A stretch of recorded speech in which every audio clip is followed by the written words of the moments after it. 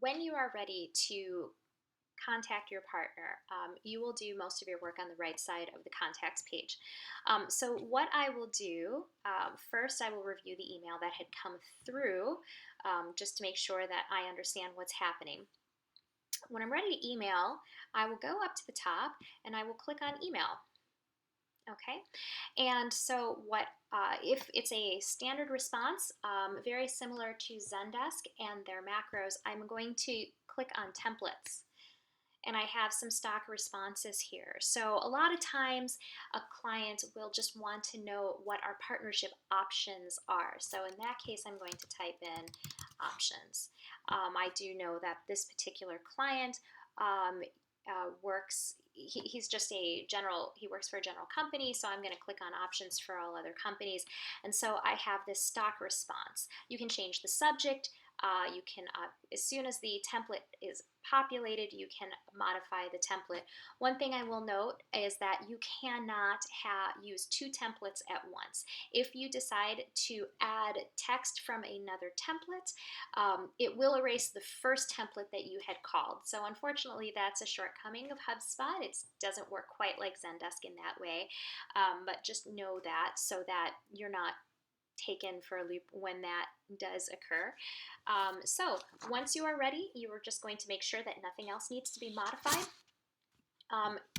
Make sure that if your signature is not included, be sure that your signature is included so the client knows how to respond back.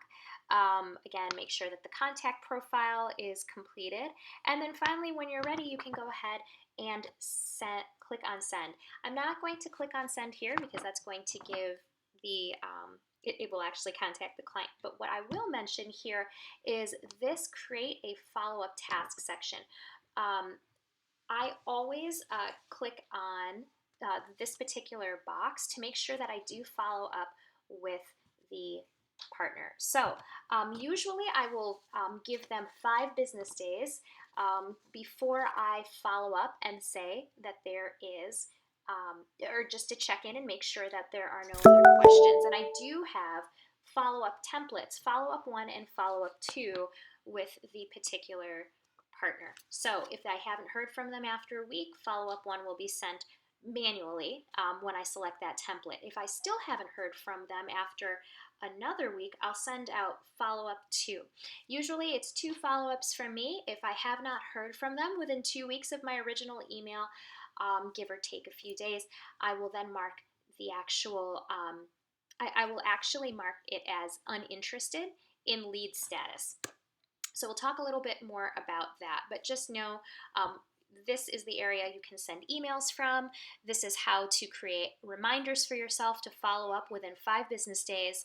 And finally, when all is said and done, you want to make sure that you are just every time you're creating these particular tasks, they will show up in your taskbar, and you will also want to just click check, or I'm sorry, to check it off as complete once you've completed the task for yourself. Again, these are all reminders for you, very similar in Asana, just to make sure that the work is getting done and that you are doing your due diligence to get back to the partner as soon as possible and giving them all the information they need.